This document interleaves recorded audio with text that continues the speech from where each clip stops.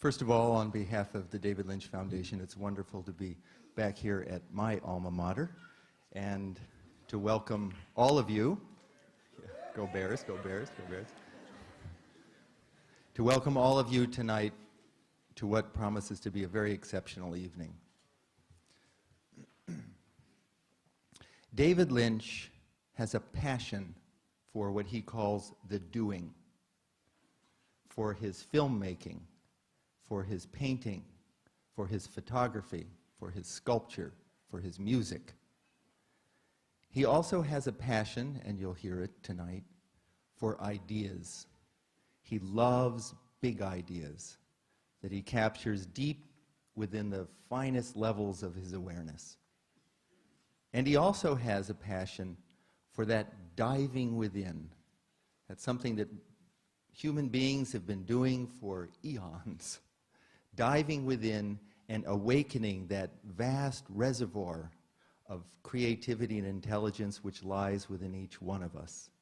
And that process of diving within, for the last 32 years, David says, has fueled his incredible creativity and intelligence and innovation and honesty and integrity that we all know and love about David Lynch. Tonight, we're very fortunate to have David talk about his filmmaking, his ideas, and his process of diving within. Joining David, as we just heard, will be Dr. John Hagelin, prominent quantum physicist, who has led for the last 25 years a scientific investigation into the foundations of human consciousness. Before we welcome John and David, I'd like to read to you a few words. We trust you among American filmmakers, for you don't manipulate. Instead, you imagine and you discover. We are proud that an individual can have pursued this hard, this twisting highway in this spiritually desiccated and hostile environment of Hollywood. And we are here to learn how you kept your bearings, kept your vision, and kept sharp your probing imagination in that smog of money and illusion. What does it mean to direct? Does it mean to administer? To engineer? You are not an engineer of emotion. As a filmmaker, you are rather a searcher of self and society. Well, here we are, David, right now at this minute. Direct our attention beyond what we know. We're listening intently. Welcome. Would you please welcome David Lynch and John Hagelin.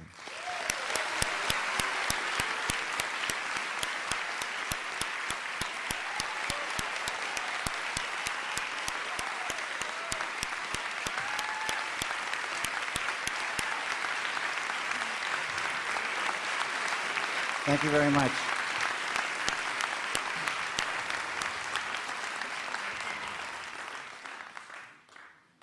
Good evening. Oh, Bobby Roth here, in the excitement, forgot to tell you that I don't have a planned speech.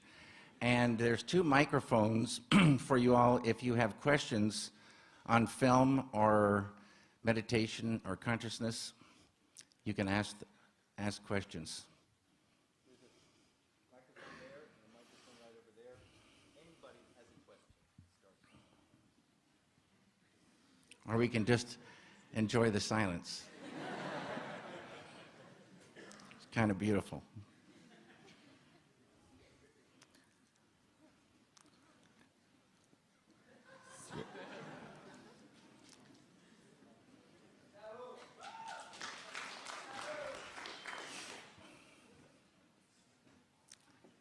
Hi, I just have a simple question for you, David. Yes. Hi, my name's Greg, and I'm wondering, do you think that the consciousness can exist outside the body? Here, there, and everywhere. It's consciousness is such an abstraction, and we all have it. We don't think that much about it, but it's the I amness, being, our ability to understand, our awareness, our wakefulness, our inner happiness. And there's a great, giant ocean of pure consciousness within every human being. And may I ask a follow-up question? You bet. Do you believe that substances can be a tool to understand that better?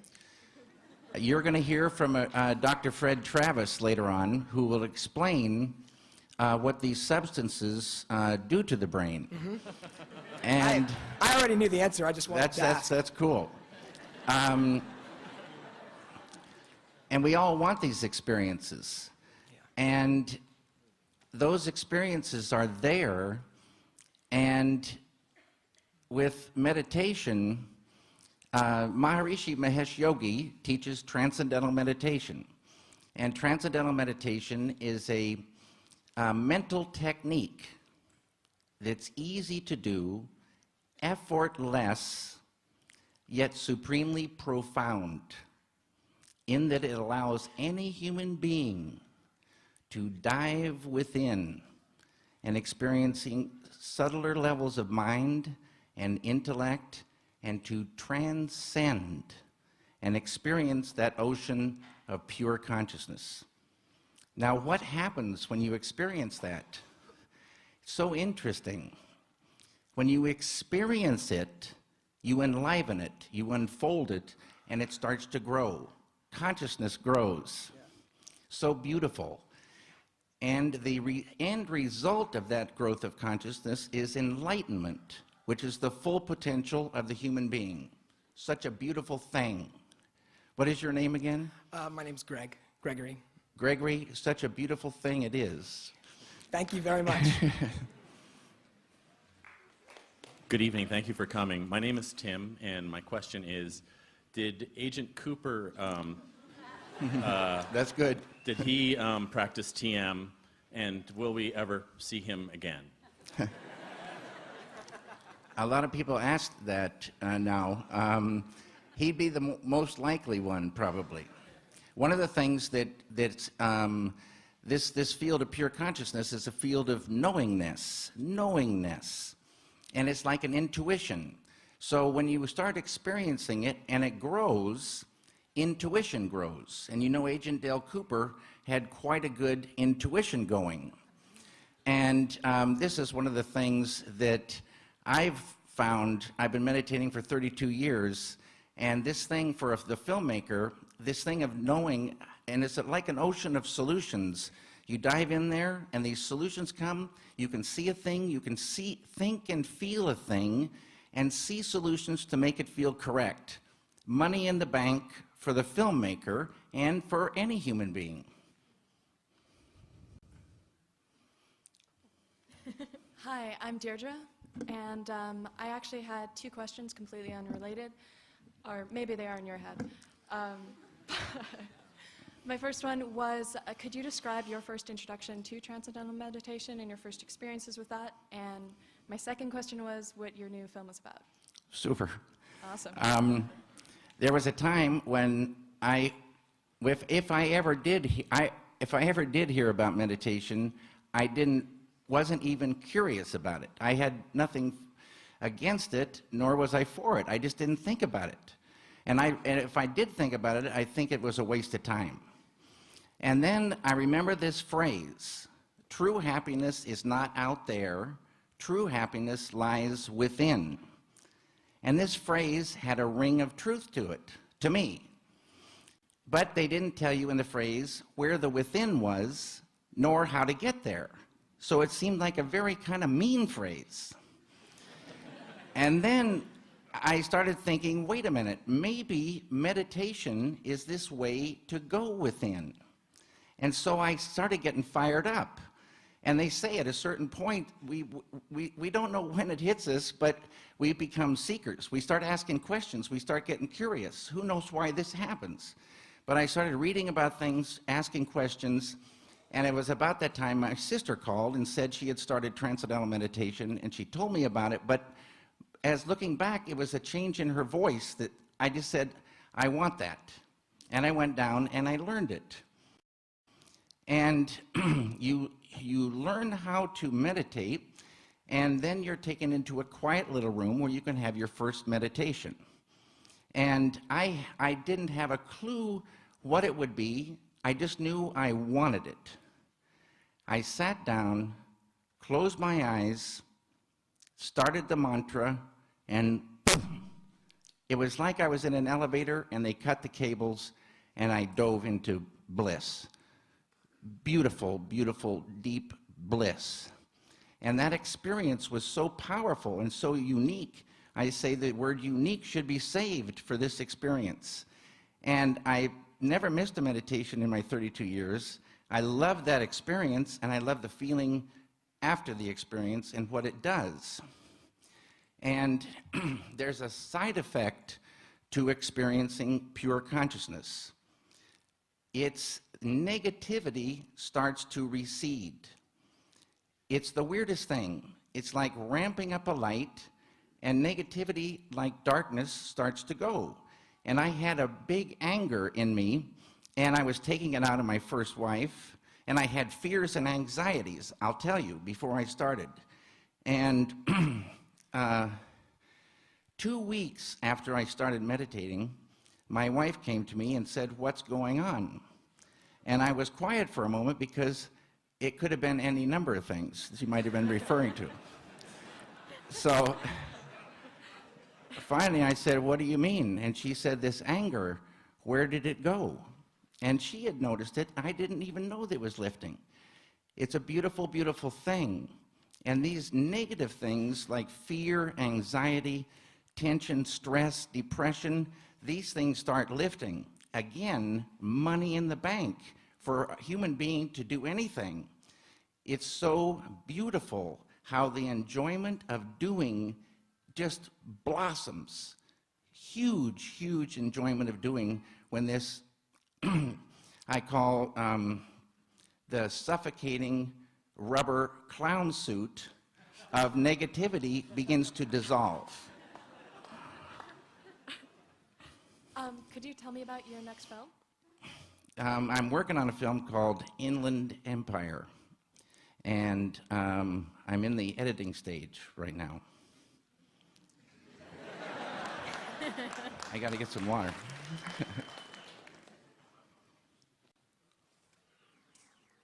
Hi, my name is Melinda, and I had two questions, actually. I was wondering, it's kind of a silly question, but I had heard that it was on a documentary about Star Wars, that George Lucas had considered having you direct Return of the Jedi, and what would you have done differently had you directed it? Whoa. And also, the other is, if you find yourself in a place where you're not able to meditate, I understand that you probably get a lot of your ideas through meditation. If you find yourself on location and you're wondering, you're stuck with something, how do you get yourself out of the noise and out of the racket and pull yourself into your own way, into your own world, so that you can actually get through with your meditation? Well, you can find a place to meditate anywhere. You can meditate in an airport. Noise is no barrier. It's nicer when it's quiet. But I meditate before I go, if I'm shooting, I go meditate before I go shooting, then meditate at lunch or meditate after I finish.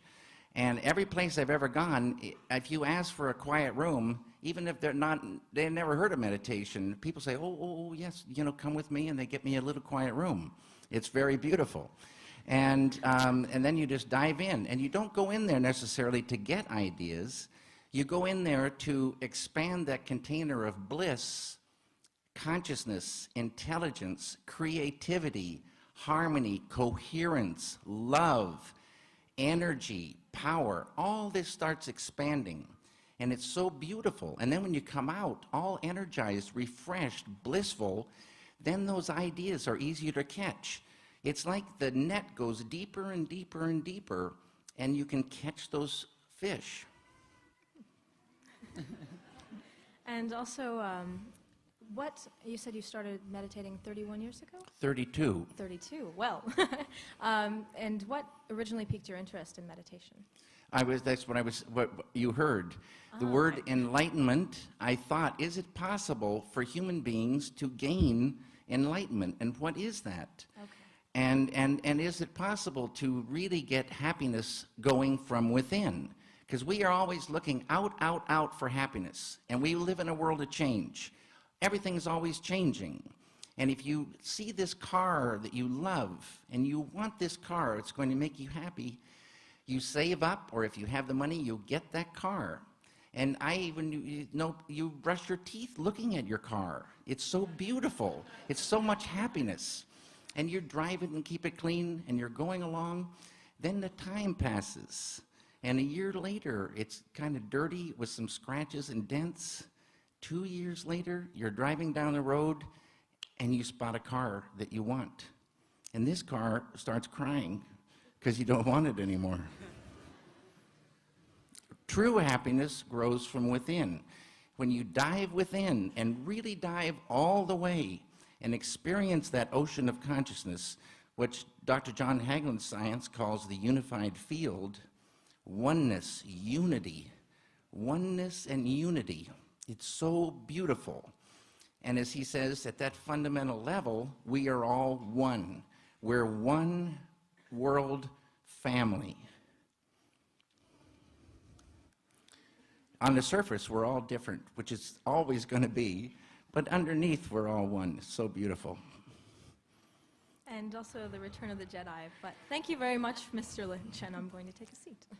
Well, I was asked by George, and but I told him, George, this is you should direct this film. This is your ideas and your film, and please, George, you do that. But should I go first? Yeah, thank you. Hello, David. hello. What's up? My name is Martin. What is your name, Martin? Martin. Yeah, I'm a young Argentinian filmmaker, and I have two questions, if it's possible.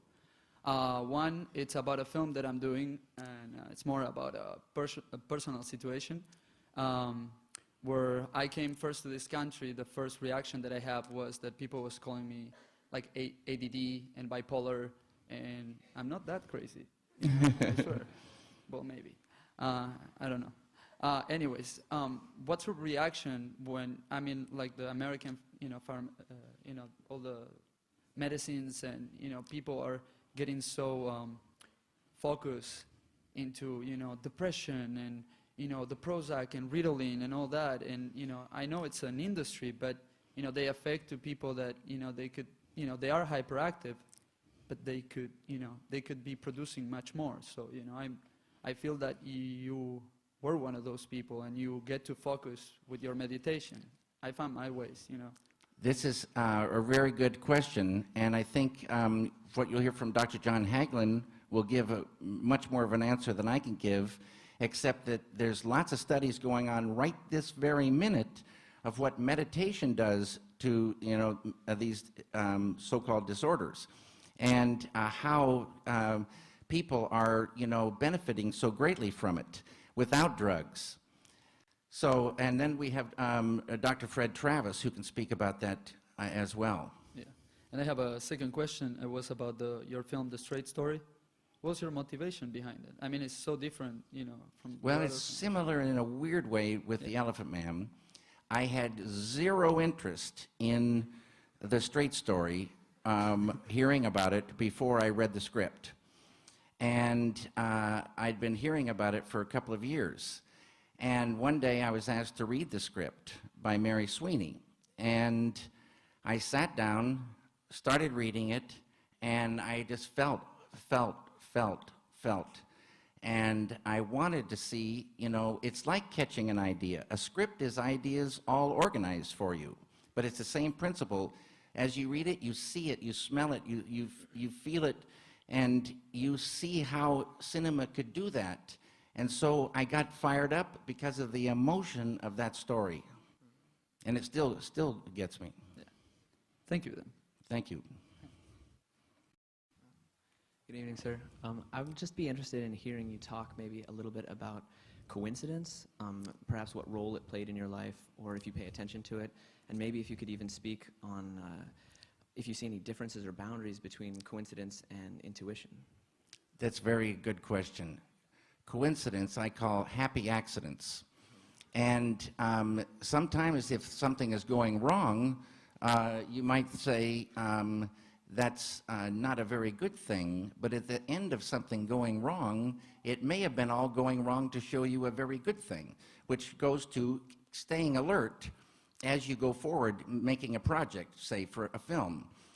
I can't think anyway, though, of happy accidents. There's just been so many. The one that comes to mind is Bob, Killer Bob in Twin Peaks. How that came about was very interesting. Frank Silva was a set decorator, and we were in the house that we were using for Laura Palmer's house, and we were shooting the pilot, and I was out in the hall underneath the fan, and Frank was moving a dresser, which when he moved it blocked the doorway, and I heard a woman say, "Oh, Frank, don't block yourself into the room." And I didn't even turn around. I just pictured Frank in that room. And then I thought, wait a minute. And I ran in, and I said, "Frank, are you an actor?" And he said, "Well, yes, I am." Because everybody in Hollywood's an actor. Maybe everyone in the world. So I said, "You're going to be in this thing." And I just had him go down behind the bed and hold, and panned across twice without him and once with him, because I didn't know what it was. And then we went downstairs and we were shooting. And we were shooting a scene where Grace Zabriskie, Laura Palmer's mother, sees something in her mind's eye late at night, alone, and bolts upright. So the operator was on the wheels, and he has to crank up to follow her with the lens, and she bolts up screaming, and he cranks up, and he's got her. And I said, "Perfect, beautiful." And he said, Sean, the operator, said, "No, it's not beautiful." And I said, "What's wrong?" And he said, "Someone was reflected in the mirror." And I said, "Who was reflected in the mirror?" He said, "Frank was reflected in the mirror." So it's a very happy accident. Thank you for being here tonight. Thank you. My name is Jason, and I was wondering if you could tell me how transcendental meditation is different from other forms of meditation, and if it's worth the $2,500. That's a very good question. Let's talk about the money first. To me, it's worth far more than that. And we have a thing where we think something spiritual or something that's supposed to be good for you should be free. And yet, all these things we want cost a lot of money. And the price, to me, is it illumines the strength of the desire. If you want that, you'll get it. And I know people who don't have much money, they find themselves wanting it, and they get it. Some people with lots of money, they could easily get it, and they don't want it. And they don't want it because it costs something. It should be free. It's a strange, strange thing. Now, some of that money goes to the teacher who teaches you. And the teachers are full-time. And as Bobby said, wouldn't it be a beautiful world if the teachers of meditation, the ones that teach you how to dive within, experience self, pure consciousness, lead you to your full potential, enlightenment? Wouldn't it be beautiful if they could live on that money? Now, the rest of the money goes to world peace. It doesn't go, like when we pay our taxes, to killing people in the name of peace. It goes to peace-creating groups who are trained in advanced techniques to enliven that field of consciousness, unity, enliven that in the world. And that's another whole thing we could talk about. What's the other question? How is it different than other Oh, yeah. forms? Now, the foundation is David Lynch Foundation for Consciousness-Based Education and World Peace is offering, we have to raise money to offer it to you for free, a scholarship. If you are interested in starting, or interested in knowing more about it, or interested in helping bring a person to their full potential, or bring peace to earth by enlivening this field, enlivening this field of oneness, then let us know. No problem, and we'll try to raise the money. Okay, so I can tell my parents that David Lynch said to pay for it. Please tell your mom and dad that it would be so beautiful if they paid for that. Now, I paid for my son Riley and my son Austin and my daughter Jennifer. And I paid when I started. When I started, it was only $35. But it is a lot of money to me then. I didn't care. I really wanted it, and I've been doing it ever since. And my friend Charlie Lutz used to say, around the center in LA, at least they'll meditate up to $2,500 worth. And it's the regular practice of diving within. It would be beautiful if you gained enlightenment overnight. But you dive in twice a day. Once in the morning, you're a meditator. You go and you dive in, and then you just go about your business and watch things get better. It's really beautiful. It's for the rest of your life. Thanks. And I really like your movies, but at the end of them, I usually say, I don't get it. You start meditating, pal.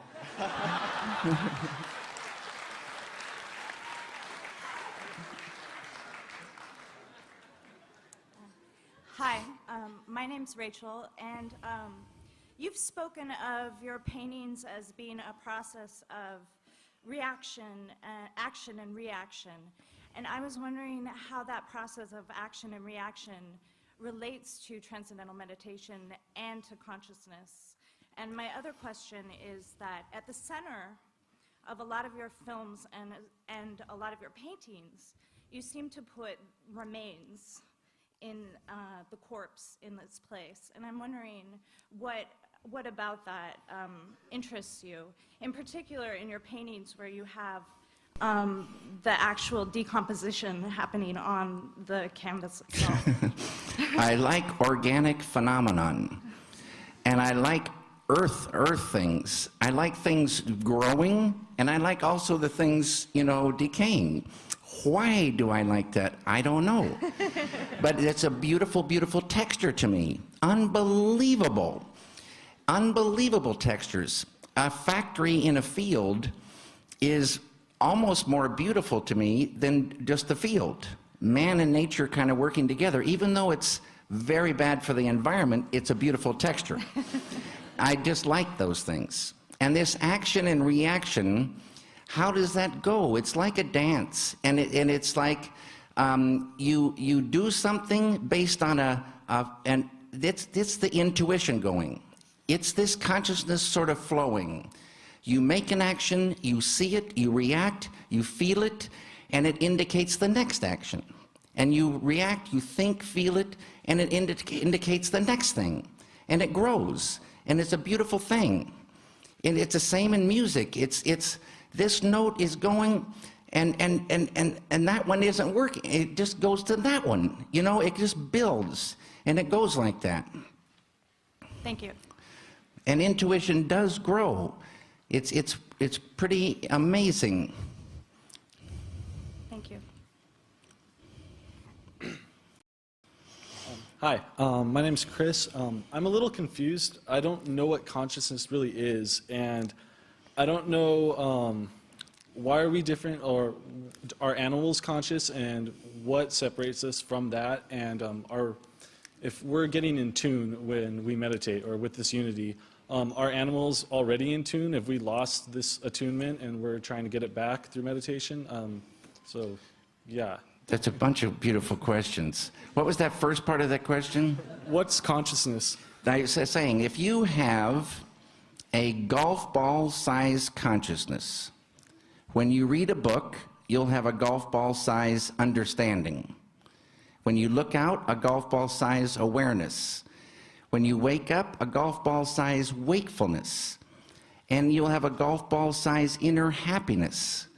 But when you expand it, more understanding, more awareness, more sense of self, self-awareness, bliss, wakefulness. And when you hear that enlightenment is wide awake, then you might think we're all sort of in trouble. Apparently there's many degrees of wakefulness, but wide awake in pure consciousness is the state of enlightenment. Wide awake, always with the self, waking, sleeping, and dreaming. Now, maybe Dr. John Hagelin can talk about the animals, because I'm not sure where they fall in this, but I think it's the human being that can, unfold that supreme enlightenment. And we're built for it. We're built for that dive within. We're built to unfold it. I don't know why we have to do this process, but it's been throughout the ages. Many have gone before. Maharishi didn't make up this technique. It's an ancient technique for human beings to realize the full self, realize that, unfold it. And human beings have this promise. And on the way to enlightenment, things get better and better. And the enjoyment of doing goes. The way you appreciate things grows. How you get along with people grows better and better. And that's, so beautiful when you're working.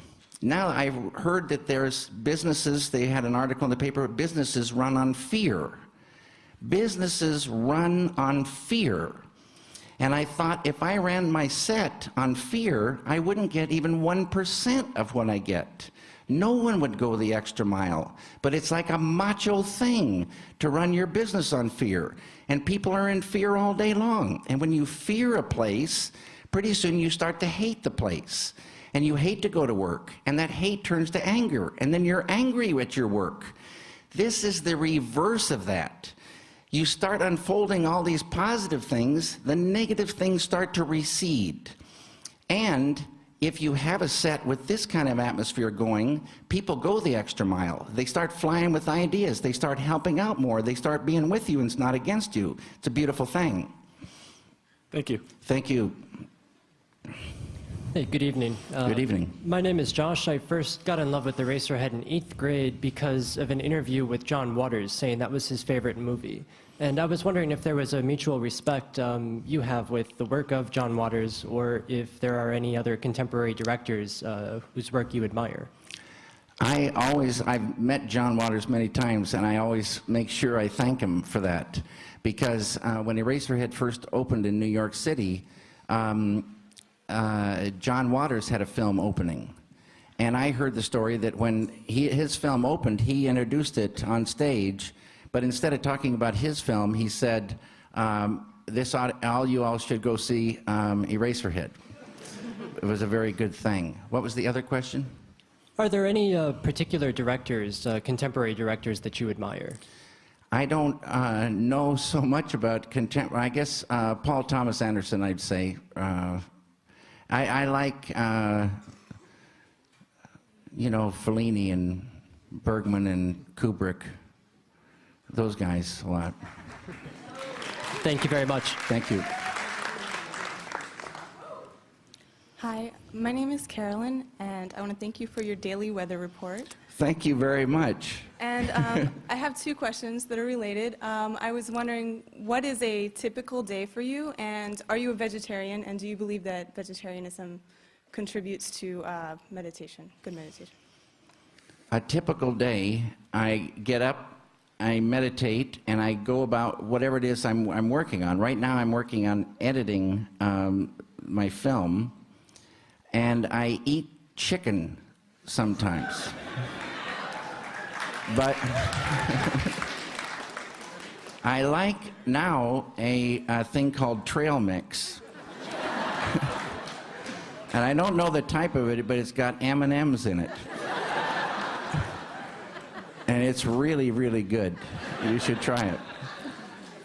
Now, it's true. It's really important what you eat. They say we are what we eat, but a lot of things are important, but we live in the field of relativity. So relatively, it's most important for me to make that dive within. That, to me, is money in the bank. And I see things getting better. So I just make sure I do that every morning and every evening, and the day is just very enjoyable. And I kind of have a setup where I have a wood shop and a painting studio and a sound studio. I can go, as ideas go, I can go here and there. And that took a long time to get, about 20 years to build that. And so I always wanted a setup. So now I can kind of go here and there as whatever's sparking it, you know, dictates. Thank you. Hi, I'm Jesse. And hey, Jesse, how you doing? all right. I was watching the making of Blue Velvet, and I was watching the actors sort of describe how you communicated with them. And I thought it was really interesting because they were saying something like, well, he didn't say much. He just sort of stood there and had this look, and he felt something, and I knew what to do. You know? And I was just interested in, like, maybe you can recreate what you looked like at that moment. Or like, you know, what was it that... Well, I don't sit there like that, but I get up, and that's something about the hands. And it's strange what you say, but this is the case of how it kind of goes. The idea says everything. And so the next idea, the idea dictates everything, you know, that follows. You just stay true to the idea. Now you've got actors, let's say 2 actors, and they're going to rehearse a scene for the first time with me. So I just start the rehearsal anywhere it is. And then when it's over, it's either, normally it's a long way away from where it should be. Sometimes it's closer than I thought. But wherever it is, then you talk. And the way you talk, it doesn't necessarily make so much sense. It's just talking to them, and maybe they say a sentence or something like that, and then you say yes, yes, yes, and they go again. Then the next time it's closer and it's closer, but you go and talk, and some new words come up, or a new thing in their face, and then they say okay, and they would go again, and little by little by little, it's amazing. A thing goes off in them, and they say, I got it. I've got it. And they own it. And then they bring all their talent to that, and it rolls. But it's a process, you know. Thanks. It's a communication, not 100% with words. Hi, I'm Danny. Hey, Danny. I had a question about your short, the 45-second film that you did with the old camera. And I was wondering if you talk about your experience with that and how you came to that idea for the short. That's a 55-second. 55. Yeah. The Lumiere brothers, who started cinema, had a beautiful camera, brass, wood, and glass. And it had a little beautiful little wooden magazine which held a little roll of film that lasted 55 seconds. And a 100-year anniversary, they recreated these cameras, or maybe they had the original ones. I think it might have been the original ones. Yeah. They recreated the emulsion and put it on acetate rather than nitrate, and they asked 40 film directors to use that camera, and they had many, many rules. You could not stop the camera. You had to use natural lighting. You could make no edits in it. And you had 3 takes. I'm pretty sure that was it. And I remember getting the idea. My hand was on this Inca power saw, table saw. I was in my shop. And I got an idea to have 5 or 6 sets and then have the camera move as rapidly as possible in between the sets, but first close the lens, you know, cut off the light, and then move the camera really fast and then open it up, and then close it and move the camera really fast, open it up, and like that. And so it took a long time, like 15 days, to build these sets and get it all organized. And it worked out, you know, pretty good. That's how it happened. Okay, cool. And Yeah, just sure thing. a really random question. Do you find that it's more natural for you to smile in pictures or to just have a blank face in pictures? A small smile. Okay, cool. Thank you. Hi, my name's Amanda. Hey, Amanda. I was really fascinated by your short film, The Grandmother, and I was wondering what brought that about.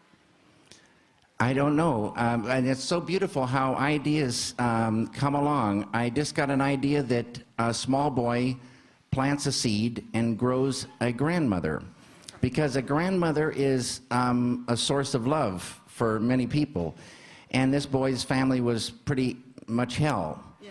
So that it just kind of, I don't know where that idea came from, but there it was. Okay. Thank you. You're welcome.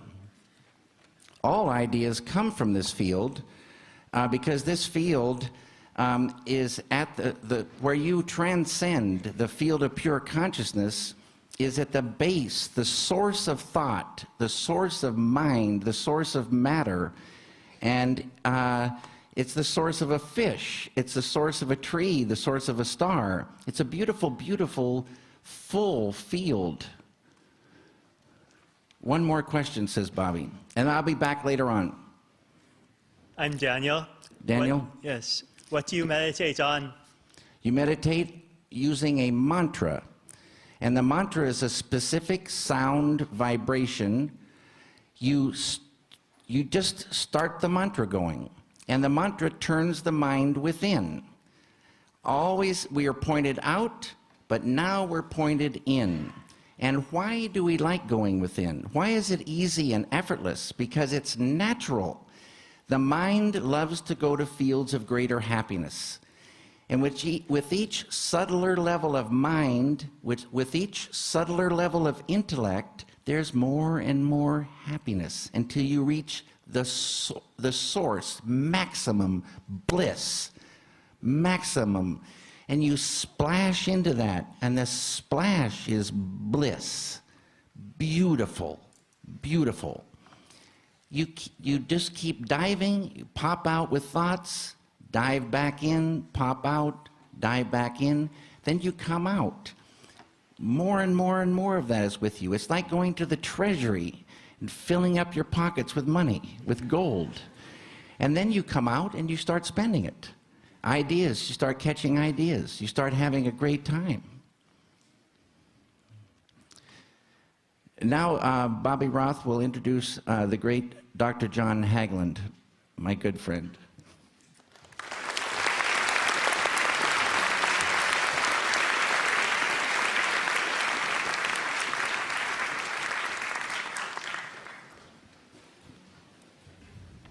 Diving within all of David's beautiful descriptions are the descriptions that people have had throughout the ages of turning within. David asked John Hagelin, and we'll meet Fred Travis, brain researcher, to talk about what science tells us about the process of diving within. And then when those two gentlemen are finished, then David will come back and continue taking your questions. John Hagelin is a world-renowned quantum physicist, educator, author, and public policy expert. He has conducted pioneering research at CERN, which is the European Center for Particle Physics, and SLAC, which is the Stanford Linear Accelerator Center, and is responsible for the development of a highly successful grand unified field theory based on the superstring. His scientific contributions in the fields of electroweak unification, grand unification, supersymmetry, and cosmology include some of the most cited references in the physical sciences. In recognition of these and other achievements, Dr. Hagelin was named winner of the prestigious Kilby Award, which recognizes scientists who have made major contributions to society through their applied research in the fields of science and technology, The award recognized Dr. Hagelin as a scientist in the tradition of Einstein, Jeans, Bohr, and Eddington. Dr. Hagelin received his PhD from Harvard University. He is currently director of the Institute of Science, Technology, and Public Policy and professor of physics at Maharishi University of Management. And he is now working in Washington, D.C. to establish a much-needed, long overdue University of World Peace. Please welcome Dr. Hagelin.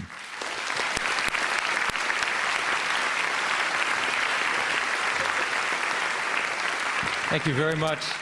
It's a great pleasure to be here. I'm normally not shy of public speaking, but David Lynch is a very tough act to follow. He has this $1 million coiffure, which makes some of us feel follically challenged. And he speaks about meditation, which is a very, very difficult experience to communicate. He speaks about it with such a poetic clarity and lucidity that it is really tough to follow. I would like to add a few scientific remarks to the beautiful experiences that David shared. David has talked with us about the experience of a field of unity within, profound inner harmony, inner peace, and inner unity. This experience of inner unity is really the core experience that has been described since the beginning of history by all the major traditions of knowledge and spiritual traditions of the world. Is this field of unity at the basis of life's diversity fact or fiction? It's very interesting to me today to see that modern science, through its reliable but slow means of gaining knowledge, has, over the past half a century, maybe a little longer, peeled away layer after layer of the onion of existence, exploring deeper levels of natural law, deeper levels of nature, from macroscopic to microscopic, to the molecular, atomic, nuclear, subnuclear world of quarks and leptons, electroweak unified world, grand unified world, super unified world, 10 million times smaller than the atomic nucleus. At this fountainhead, this core level of nature's functioning, we see the emergence, the discovery of fundamental unity at the basis of the diverse laws of nature governing the universe. At that level, all four forces, gravity, the strong force, the radioactive force, the electromagnetic force, are all one. And all the so-called particles, the quarks and leptons on which they act, are also all one. At that level, there's just a single unified ocean of existence. And all the particles and forces that fill the universe are just little ripples on the surface of this ocean of unity, ocean of existence. This really remarkable understanding of the core unity of life is not the sole province of the world's mathematical physicists. But as I said, it really has been the cherished experience of generations. And generations of refinement of techniques of meditation have really been designed to render more and more efficient the process of diving within as easily and efficiently as possible, experiencing deeper levels of mind, deeper levels of human intelligence, corresponding to the experience of deeper levels of intelligence in nature. And then, at the source of thought, one experiences this ocean of intelligence and creativity, the field of unity within. That is the so-called meditative state. It is also described as holistic experience. And as we'll see in a few moments, it has with it a remarkable transformation and correlation in the functioning of the human brain. A complete transformation so dramatically different from waking that the meditative state is now considered to be a fourth major state of consciousness, distinct from waking, dreaming, and sleeping. Another way to see how it arises and what it is to examine for a moment the phenomenon of attention. In waking consciousness, attention really, it's just a localized beam of consciousness. So in waking consciousness, we're always aware of something. That means our comprehension is focused on a particular object of perception or another. The meditative process is one where that narrow focus of comprehension, whatever it is, starts to, well, you start to withdraw your awareness from those isolated boundaries, and comprehension, which was narrowly focused, starts to systematically expand, opening up more holistic levels of comprehension, more holistic levels of understanding, and more holistic levels of understanding until comprehension becomes literally unbounded. Unity, wholeness. That is the experience of consciousness. And it's not foreign in a sense that it is just the experience of ourself, in the most profound sense of that word. Somebody asked what consciousness was a moment ago, or what the self is. The self is that one thing. Self is just our subjectivity, the liveliness of consciousness that allows us to see anything, experience anything, know anything. But what's so abstract about that consciousness is the consciousness itself isn't experienced, at least not in waking consciousness, where the attention is always localized on some concrete object, or thought, or emotion, or sensation. So by withdrawing that narrowly focused attention systematically to become unbounded, completely universal and abstract, that's the experience of what's called pure consciousness, pure subjectivity, the self with a big S, sometimes called Atma. So the self, our very subjectivity, is the only thing in our lives that never changes. It's the one thing that allows us to believe correctly that we're the same person today that we were as a child. Because everything else changes. The body changes for the worse. Our beliefs change, our friends change, our professions change, our spouses change. Everything changes, and yet we know we're the same person today that we were 51 years ago. And that sameness is our own subjectivity, the nature of which is infinite expansion, unbounded bliss. The origin of universes, universal intelligence, universal consciousness, that field of unity at the basis of life's diversity that underlies and connects us all. Now, for me as an educator, and there's a lot of research to back this up, and we'll see a very brave student is about to come up here. And let us take a look under his hood, and we're going to see what happens to the human brain when human attention, normally directed outward, turns systematically within, and the awareness expands and expands to experience the self. A complete, real-time transformation in the functioning of the brain, which for a brain scientist is remarkable, and I think even for most people, pretty impressive.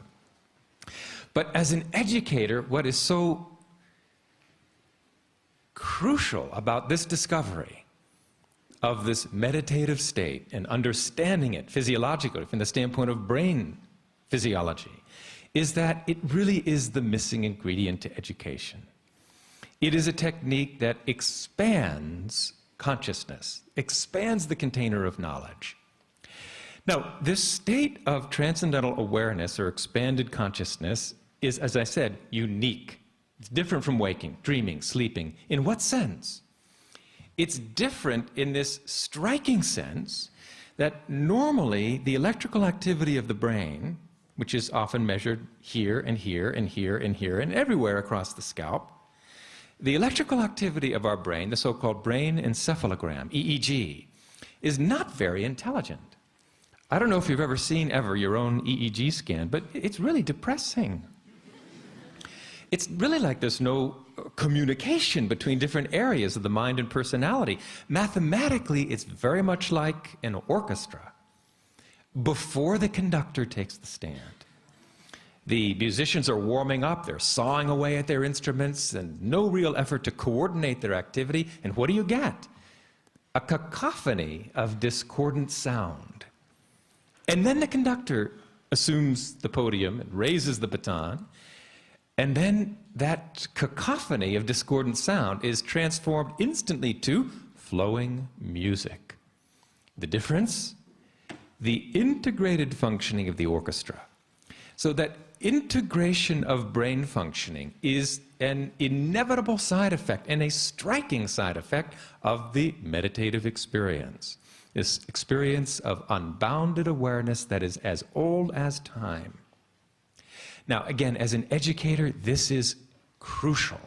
Why? Because orderly brain functioning, what's called global EEG coherence, where the whole brain functions in concert.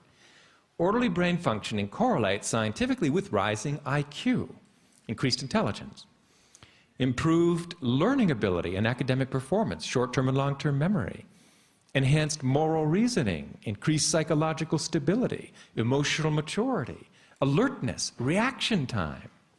Everything good about the brain depends on its orderly functioning. And now, orderliness of brain functioning can be systematically developed in any student of any age. This already reverses a bleak view of human potential, mainstream view of human potential, which has been, until now, that we peak at 16 years of age. At 16, our gray matter is of maximum weight. The raw intelligence of the brain is also maximum.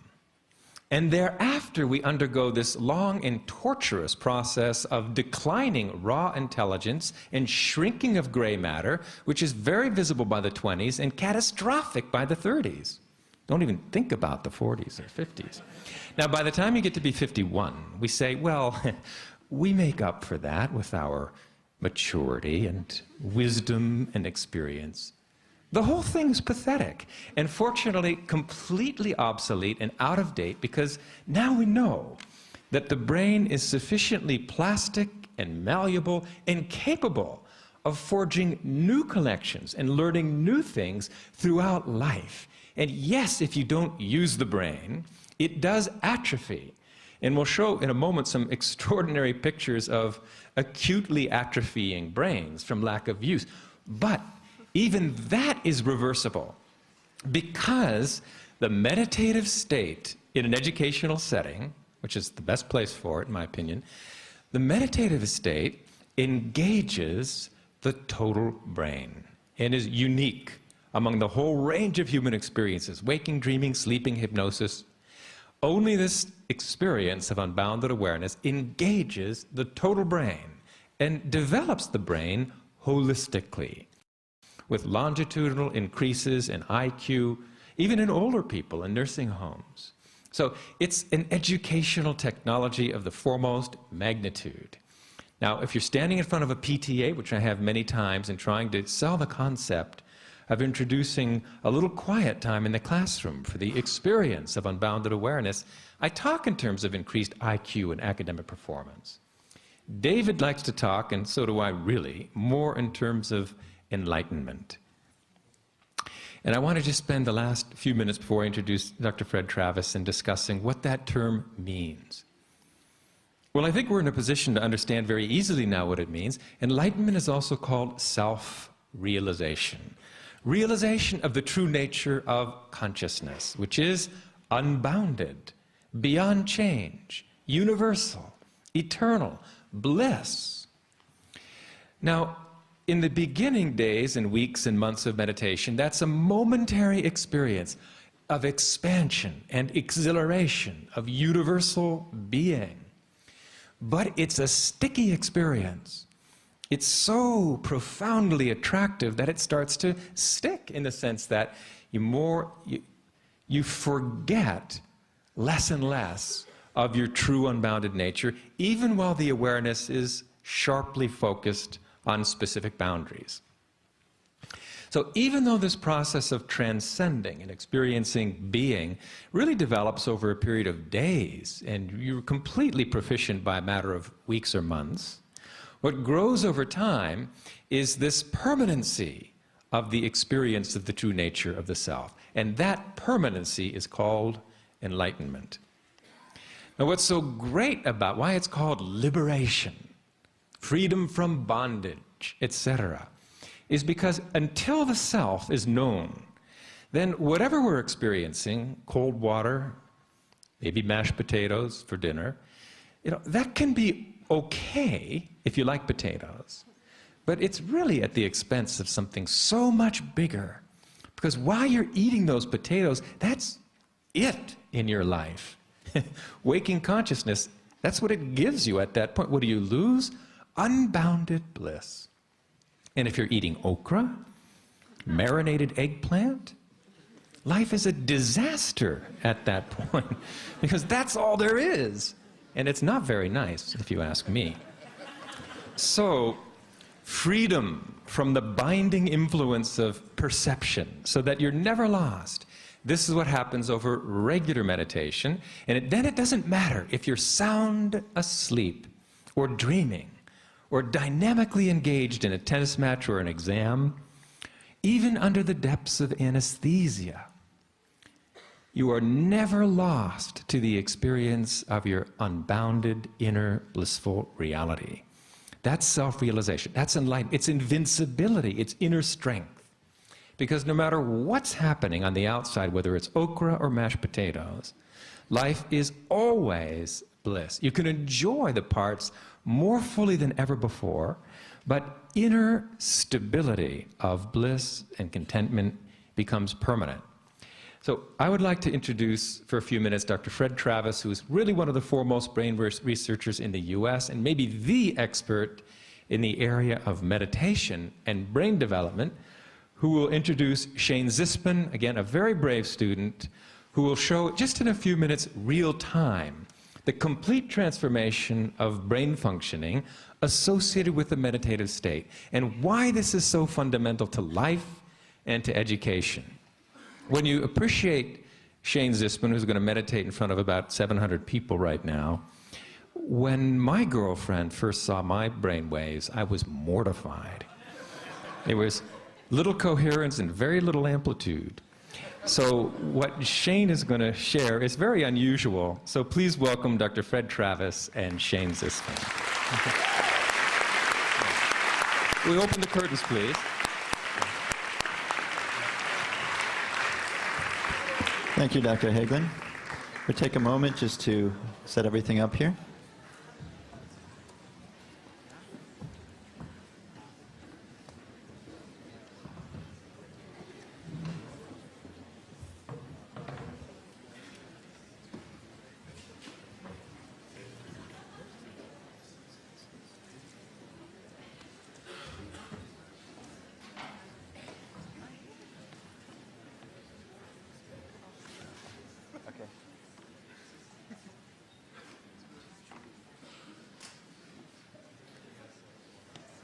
So we need the curtain down, please.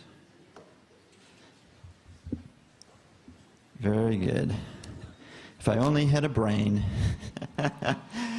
what we'll be doing is we're going to anchor these abstract concepts which John and David had discussed in the concrete functioning of your brain. The reason this is possible is brain functioning shapes the content of daily experience. When you have a good night's rest, you wake up and there's no problem too big for you. But remember those nights that you didn't sleep so well and you wake up tired in the morning? It's a chore just to remember what day it is. And this process of brain underlying experience also goes the other way. Every experience we have in turn shapes the brain. Right now what's happening in your brain is the light from my body is coming, it's going through your eye, it's going into the back of your brain, it's creating these waves of electrical activity, the sounds coming through your ear, just back and forth over the brain. What's happening is hundreds of thousands of brain cells are as if shaking hands and creating a delicate network. And it's this network that lets you see me and lets you understand what I'm saying. What happens is with regular experience, these networks get stronger. What you're actively doing is you're constantly creating networks that then help you understand your reality. This is the nature of your brain. Your brain is a river and not a rock. It's constantly changing. There've been some research with monkeys, in this case, where they just brushed the fingertips of the monkey. That was the additional experience the monkey had.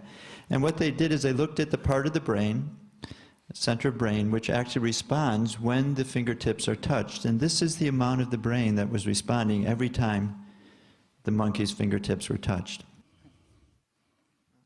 After 3 months of this research, this is the amount of the brain that was responding.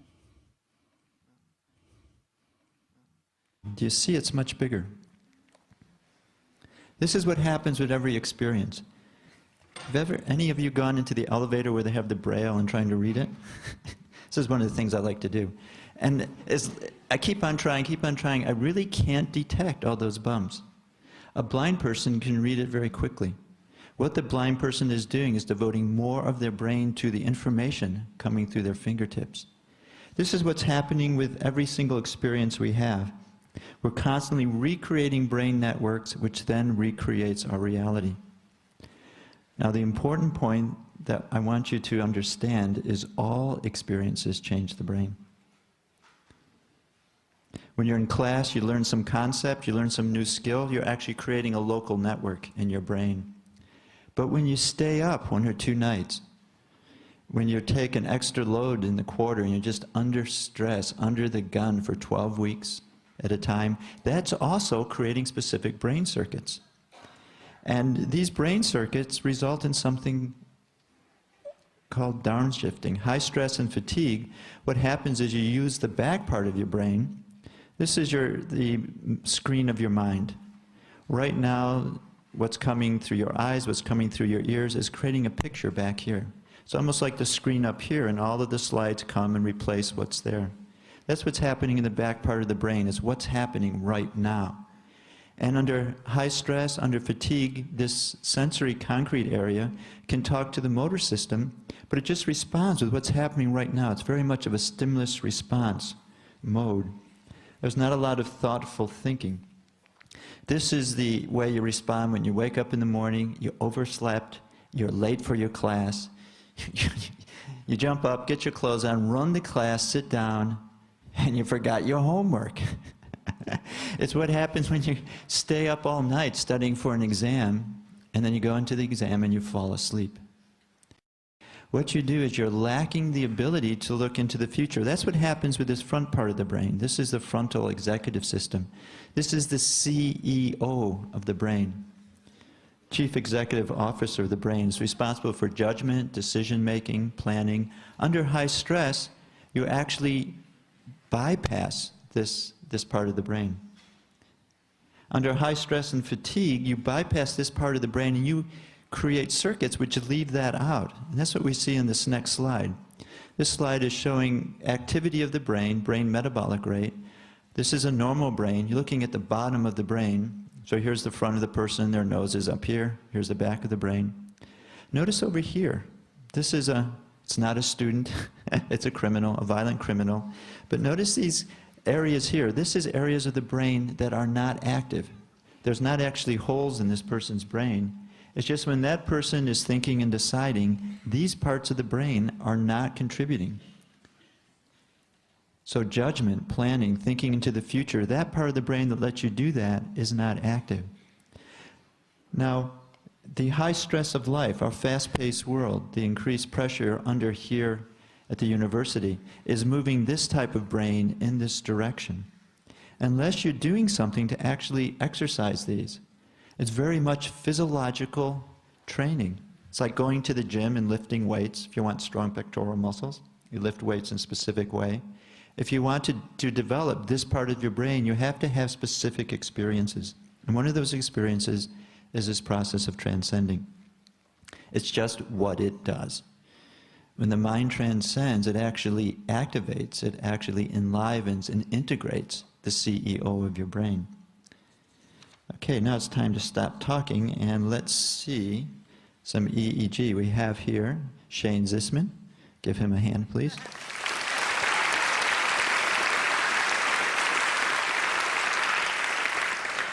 Thank you. What we'll be doing is we'll be looking at his brain waves in real time, And we'll see them during eyes open, during eyes closed, and then during transcendental meditation practice. Here they come, yes. And so these big bumps here and here are blinking. Could you blink 3 times for the crowd? Very good. Thank you, Shane. Now this is, oh, some extra ones. This is the, here we have a little laughing in his EEG. What we'll do is we'll actually look at a single sensor in the front. And we'll see what's happening just in this part of the brain. This is a 1 second here. There's about 8 seconds on this screen. This moving line is what's happening right at this moment. This is what the brain looks like when you're looking out at 700 people looking at you. What's happening is this very fast activity here. This is the brain taking all of the shapes of your heads and the colors of your clothes and the lights and trying to make a whole picture of it. We'll look at the back part of the brain now so we can have some perspective. Here's the back part of the brain. The key point is notice that these signals are quite different. This one is going up with one rhythm, this one is going up and down with another rhythm. What we'll ask Shane to do now is just close the eyes and we'll see how the brain waves change. And close the eyes.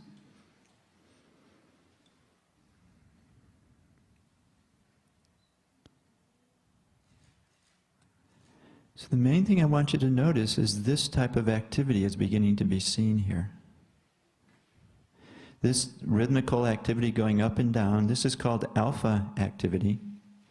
This is a signature of the brain that's restful and alert. It's just humming to itself. The reason you see this in the back is that's the visual center. What's on the retina goes to the back of the brain.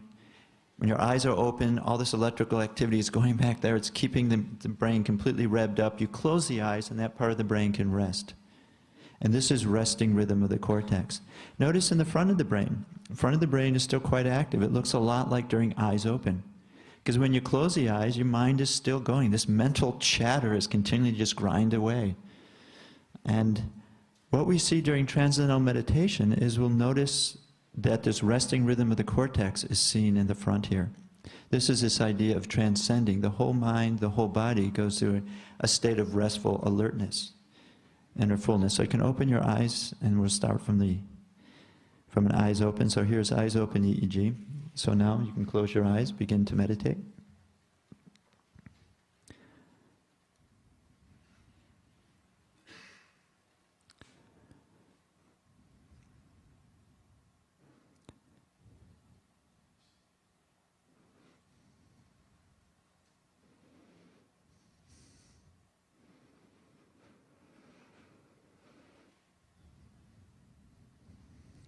There are many good examples, but we can start here. Notice, again, in the back, we see this resting rhythm of the cortex. Also, it's being seen here in the front.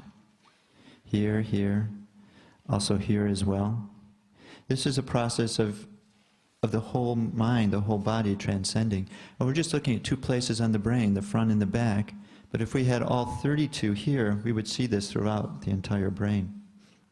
We'll just continue to watch as Shane is meditating.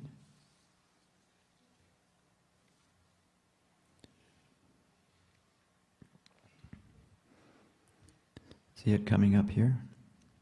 Now, if Shane was doing mindfulness meditation, you wouldn't see this up here. In mindfulness meditation, it actually involves actively evaluating, watching the situation, and the frontal areas are quite active. Actually, the measurement is called lateral asymmetry. If he was practicing Tibetan Buddhism, you would not see any alpha at all. It's a very strenuous concentration technique. You actually do it, wow, look at this. You actually do it with eyes half open. And so with brain patterns now, we can address the question that someone asked earlier, how is TM different from other meditations? So this is very good. Well, thank you for meditating. You can stop now, Shane, and open the eyes when you're comfortable. The whole point that I want you to take home is back to, there he's back in the world again, is that experience changes the brain. Meditation is an experience. You take the brain to a new state, and by going back and forth, you integrate that experience, that level of fullness, with the experience of whatever you're doing, waking, sleeping, dreaming. So much so that we can ask, what will your brain be like when you graduate? what's going to be the effect of college on your brain? And we've come up with a brain integration report card. It actually measures level of integration of brain functioning in the front, overall the brain, and also how the brain responds during a task. It augments the classical academic report card with one that's looking at level of brain functioning, which is the most enduring benefit you can get from your university. Because your knowledge is going to be obsolete in about 5 years. It's just knowledge is changing so quickly. What you want to get is to structure those circuits that allow you to think clearly. So I'd like to leave you with one idea, especially those that are leaving. I want you to stay for this. This is the Wizard of Oz. Here we have the Scarecrow. Do you remember what the Scarecrow wanted? No, sorry, that's the Tin Man. You were testing me, it was very good. Scarecrow wanted a brain. And you remember what he did? He braved being burned to death, and the monkeys took him off and tried to pull all the stuffing out. He did all that because he wanted a brain, and he came and saw the Wizard of Oz. And what is the Wizard of Oz giving him? A piece of paper. So what my recommendation to you is, don't be content with just getting a piece of paper from your college education. Thank you very much.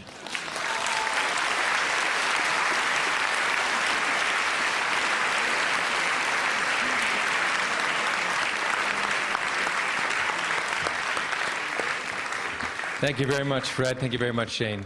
I'm going to invite David back up in a moment to take any questions you might have on meditation or on filmmaking. But I just wanted to say the following thing. David is really working very hard with his Hollywood contacts and other contacts to make sure every student in the United States, elementary, junior, high school, college, and graduate student, who wants the experience of meditation and diving within to have that experience.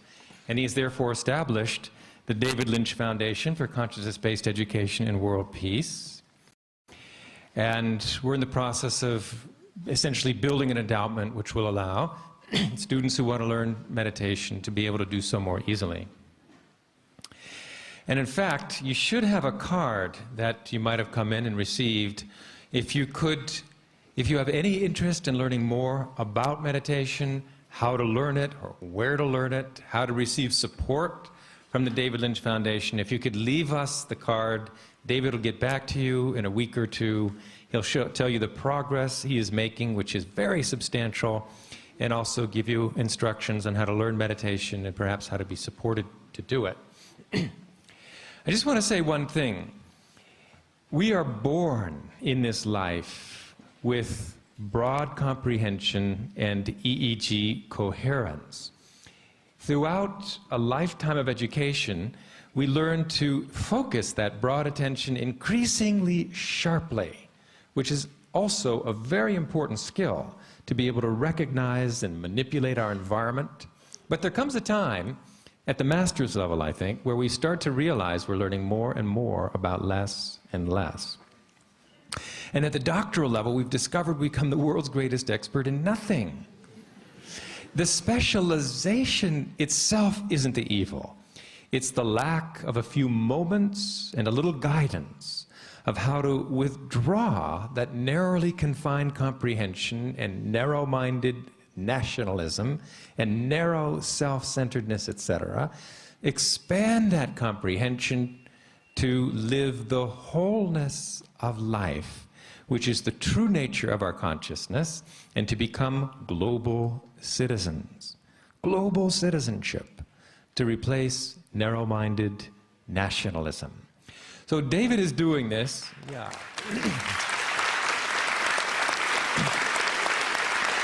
David has created his foundation with an ulterior motive, and that ulterior motive really is world peace. This is not a golf ball-sized idea. It is a David Lynch-sized idea, but it's a very practical approach. David's feeling is you can't have a green forest without green trees. You can't have a peaceful world without peaceful individuals. So he has created a foundation to bring the experience of profound inner peace to as many people as possible, as many who want it. And what he is very excited about achieving, and we're most excited about achieving, is not just individual peace, but the spillover effect of meditation, which is a remarkable, scientifically proven phenomenon. That is, we affect one another. We affect our loved ones, we affect our friends, our families, the entire community atmosphere, even the atmosphere of an entire city, if enough people are involved in experiencing deep peace within. You radiate that peace like a light bulb. A lit bulb radiates light. And the research shows is just as panic can spread through a room, spread through a theater, just as panic can spread through a city, calm and unity and harmony can spread through a city, can spread through a campus, can spread through the entire country or the world. We are therefore creating more and more meditators and groups of meditators, and we started in Washington, D.C. just a few weeks ago. 500 students at American University and others at neighboring universities are learning Transcendental Meditation with the help of the David Lynch Foundation for credit in a research project sponsored by AU to really start to create in Washington an influence of sanity and peace in this stress-ridden city. So the idea, based on extensive published research, is that if you can't get George W. Bush to meditate, and I wouldn't hold my breath, you can surround him and his administration and the Congress with an atmosphere that will replace a very fear-based, partisan-driven environment with a more coherent and harmonious and unified environment. As long as the capital city is gripped with fear and divisiveness, that's the sort of policy when it comes to environment, global warming, arms proliferation, decisions of war and peace throughout the world. That's the sort of policies you'll get. So we're starting in Washington, but now we're moving through California. We want to create as much of a palpable, measurable, physical, tangible influence of peace as possible. So in Washington, D.C., we're establishing the first campus of the University of World Peace. The idea is to counterbalance the global proliferation of military academies and graduate war colleges. Yeah. That are dedicated to advancing the science of war, which I would argue has already hit the point of diminishing returns. Have one university on earth dedicated solely to the prevention of war, to the promotion of peace, and creating a new profession. Not soldier, but professional peacemaker. People with the ability and responsibility to prevent war. So please, get involved with this on any level you can. Take courses there. Learn to meditate. Be in touch with David Lynch through his foundation. And I want to, at this point, thank David and invite him back to take our final questions on film, meditation, consciousness, and the brain. Thank you, David.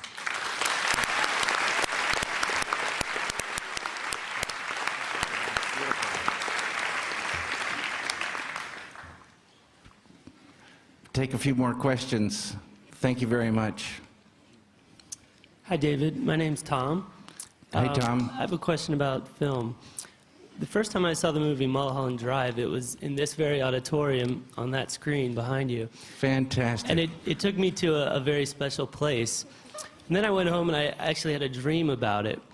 I'm wondering if you could tell us a little bit about what that movie means to you.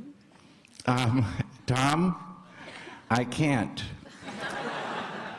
I can tell you a story about it, though.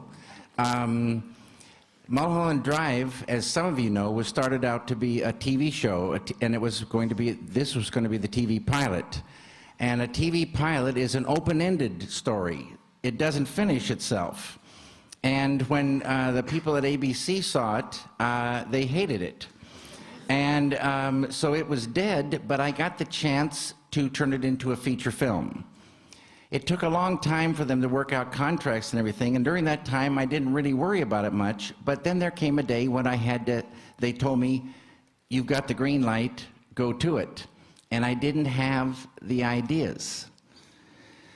So this was one time when things did happen in meditation. Almost the very day I was told I got the green light and realized I didn't have the ideas, I did my evening meditation. I'm 10 minutes in, and like a string of beautiful pearls, the whole thing came out. And I felt so happy about that, I can't tell you. It was such a blessing. And these ideas affected the beginning, middle, and end of the thing, and it was right there. Now, there's one more thing in your question. You know, this business of intuiting our way. We see so many films, but even the most surface of films holds some abstractions. Our brains and minds are working, and we're enjoying things, and there might be some look of a person to another person where we say, what, you know, but we kind of get what they're, you know, a few more hints or something like that. But the more abstract it gets, the more we gotta feel think. You know, we gotta feel think our way. And everybody has this, you know, capability, and, you know, everybody can come up with their own interpretation. And if it is abstract, and it's, you know, you could start diving within and unfolding more of that, you know, intuition. And things become more and more clear. This clarity of what's going on in the world increases. A bigger picture forms, and, you know, abstractions it's all known. It's a field of all knowingness. A beautiful thing. Thank you. Thank you very much. I was just wondering if you could tell us how you feel about colors and how they are used to express things in film. Again, it's the idea. It's the idea. If you go into a room, and if it's a blue, you say, no, no, no, no, no. We've got to paint this room. And it becomes a kind of a pink, a yellow pink, because that feels correct for the idea that you got. That sets the mood. And then it's not yellow pink under sunlight, it's yellow pink under a kind of a, not night, but just at dusk, just almost night. And the yellow pink looks a certain way, and that's the mood you want. And then you get the sounds to go with that. And it goes like that, all based on the original idea. It's not that you think so intellectually, like you decide, I'm going to use blue because blue gives me a strange, cool feeling, and this is a very cold character, or something like that. It's not an intellectual overlay. It's living inside the ideas and being true to them. It's like the chef. The chef doesn't make the fish. The fish is there. And then the chef says, that's a beautiful, beautiful fish, and I'll really do what I can to make a beautiful meal out of that. It's like that, sort of. Hi, David. Hello. Do you want to? No, you're next. Okay. My name's Andrew, and I was curious. I have two questions. One about the different forms of art that you do. Do you feel that your films, paintings, music, do you feel they inspire your other art forms? Sometimes. Sometimes they're just out on their own. But sometimes when you're working on a piece of music, music for me unlocks a lot of things. Sometimes you're working on a certain music, there's certain combos of sounds, and a image comes out of that, an idea comes out of it. It just pops out. And we're listening to other music, I get a lot of ideas for scenes, and maybe just a fragment of something, but it leads to other ideas that hook together with that, and a story could form. And then, but some of the same sensibility of painting, for instance, works in film also, you know, framing a thing and where the eye goes. Some of the same things work across the board. And film is a lot like music because it's a flowing of things in time like music is. And that's a beautiful thing to think about, how things flow in time. And also, you talked a little bit about the rehearsal process to focus ideas. Do you feel that there's one part of filmmaking that is most important for you? No, all elements are important so that the whole can work.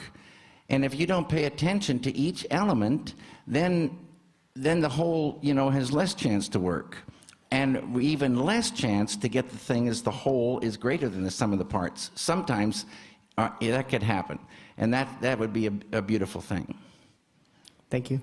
Thank you. Hi, my name is Kathy, and I came specifically tonight because I was interested in the concept of peace through meditation. And, there's an experience very often of not feeling very powerful in the world in terms of what's happening. And my question has to do with how many meditators make the 100th monkey so that something does happen and become realized in the world. And is the meditation needed to be focused on peace, or is No. it just throughout? I'm going to try to explain it. And it's so beautiful and so hard to believe. Maharishi has a saying from the very beginning. And it rhymes, so we remember this little phrase. Water the root and enjoy the fruit. And this simple little phrase is the key to individual enlightenment and the key to world peace. Watering the root for the individual is that diving within, experiencing that fundamental level of pure consciousness, growing in that, and the fruit of that action is enlightenment. For world peace, now, when you expand consciousness in the individual, negativity starts to recede. The peace-creating group is like a peace-creating factory with the most perfect machines on earth inside that factory, the human beings. There's a group of people meditating and doing advanced techniques in a group. They're quadratically more powerful at enlivening that unity than the same number scattered about.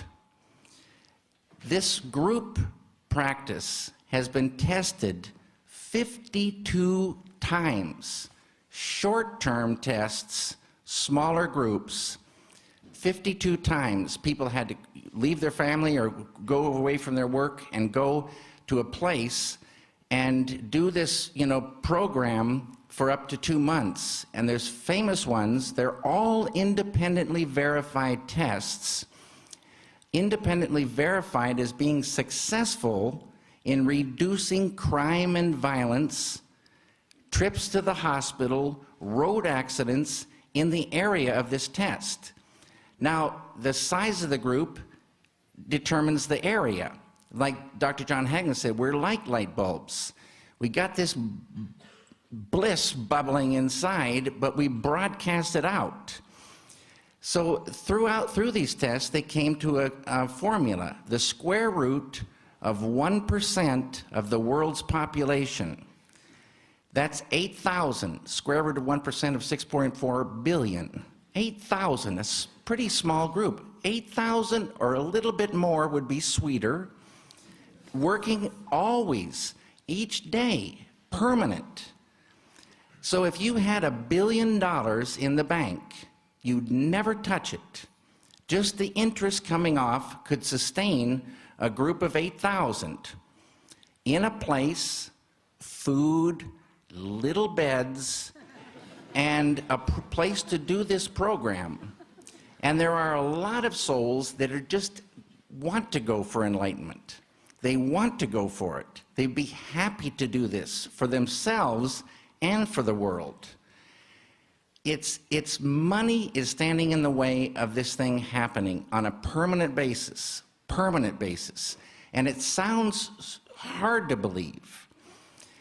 But this field of unity, as Dr. John Hagman says, is so powerful. It's so powerful, and he used a word last night, this way, when you enliven it, it goes in all directions. It sees no obstacles. It would be easy to light up this little teeny ball on the outskirts of the Milky Way with enough unity so we live in harmony. Diversity is appreciated fully, and we're just pumping with bliss. We're filled with ideas. Who knows what we'd come up with in this atmosphere? Certainly, we wouldn't be running around killing each other or ripping our heads off. So can I understand you to say the 8,000 have to be together in one location? Yes. Because there are more than 8,000 meditators throughout the world, but Yes. there are none that could claim 8,000 in one location. Every light bulb helps, but I want to help get peace greeting groups, as well as lots of people diving within to develop their full potential and becoming happy in their work, and not dying of fear and tension and depression and all the rest of that. Well, I want to thank you. Thank you very much. Hope it's successful. Let's hope so.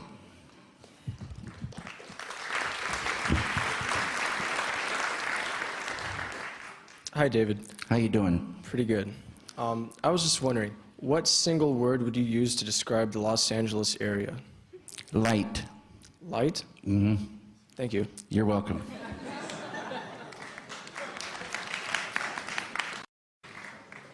Hi, David. My name's Steve. How you doing, Steve? Doing pretty good. I had a question about your film Eraserhead, which is still the only film to this day which has actually terrified me.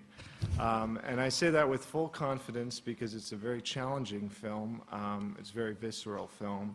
And I wanted to know what was your motivation behind the concept of the baby in that film.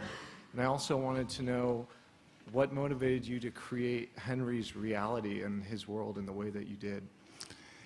I always say that my biggest influence in life was the city of Philadelphia.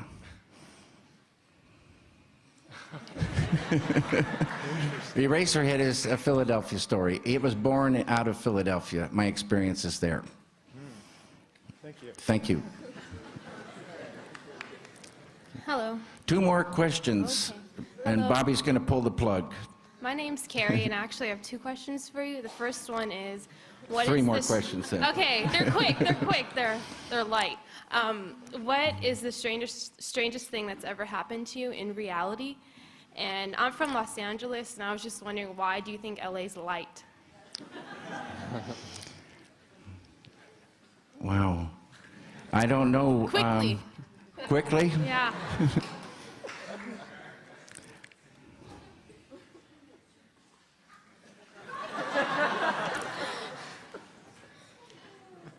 Because your visionary interpretations of things are not, they're Well- not typical, so.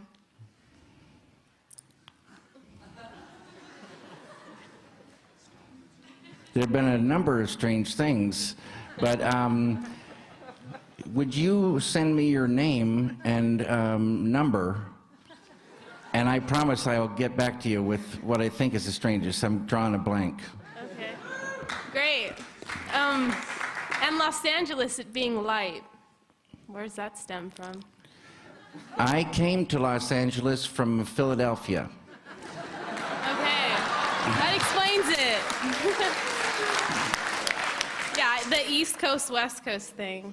I'll tell you one strange thing that happened to me. I don't know why I'm thinking about this, but I was in the museum in Los Angeles in that light, and they had a show of art coming from India, sandstone carvings. And I kind of wandered off from the people I was with, and I came around a corner, and there was a corridor created of, temporary walls, about 40-foot long hallway, and at the end was a head of Buddha. And I came around the corner, I looked up the pedestal, up, I saw that head, and boom, this white light and bliss shot out of that and lit me up like a firecracker. That was a nice, strange experience. Thank you. Hi, Mr. Lynch. How My you name is doing? Chris, and I've got a question, and if this is going to be the last question, I'll also ask for a little follow-up, which might be a good way to end this. But my initial question, and this is Mr. Haglund and Travis can feel free to chime in on this as well, is regarding the relationship of meditation, creativity, consciousness, the brain. Where do dreams fit into this whole picture? There's waking, sleeping, and dreaming, and then the fourth state of consciousness is that transcendental consciousness, pure consciousness. And I don't know how to answer what dreams really, what dreams really are. But I think if we could ask Dr. Fred Travis, he might be able to help us out. Because of the hour, why don't you come up afterwards and we can discuss this? It's not a one-sentence answer here. Okay. Okay. What happens when you dream is your brainstem cells become active. They're never active at all. And they're like third graders that get out at recess time, and they fire up and completely activate your brain. So if you're sitting in your brain, you think you're seeing things, you're moving. At the same time, it goes down to the spinal cord and it paralyzes the body. It's atonia. So you might have woken up from dreaming and you haven't been able to move. You can't move a finger, and then it takes a little while and you can move your fingers and your hands. You're actually experiencing the effect of those. What are dreams? Dreams are structured forgetting. They're also an automatic self-test of the body and brain. Are you ready to wake up? And what consciousness does is it takes this random activation in the brain, tries to make sense out of it. So that's the short answer. Thank you. Okay, and I've got just a quick follow-up to that. I can appreciate your reluctance to discuss your current progress on your film right now, but could you maybe share with us an interesting dream that you've had lately? I haven't been dreaming lately. I don't know what it is. Last night, I did dream, though. I dreamt that we would all work together in this world for real peace, which is not just the absence of war, but the absence of negativity, the seeds of war. And Maharishi has said that negativity is just like darkness. It's just like darkness. And you say, wait a minute, and you look at darkness, and then you see darkness isn't really anything. It's just the absence of something, the absence of light.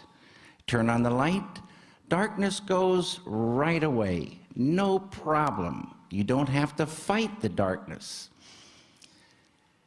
And it's good, all the good we can do for our fellow man, all the good we can do for society, all that is so beautiful.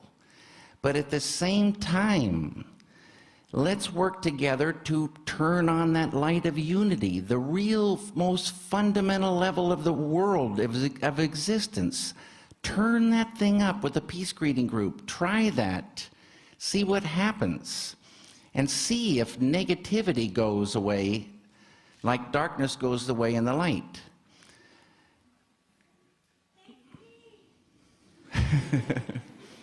I just have a quick question. Whether you see transcendental meditation and diving within as antithetical to social activism and social movements, because this campus in the 1960s came close to a university for world peace, and that, I'm not sure if that was predicated so much on meditation as opposed to social activism and jumping up and down and holding signs and speeches. To me, you do what you can, like I just said. Do what you can for society. Let your voice ring out. But for me, I've got to concentrate on trying to and I'd ask you to help me, do something that I really believe is getting underneath the problem. Not solving the problem at the level of the problem, even how big your heart is. Get underneath the problem, enliven that field of unity underneath all problems. Help do that as well.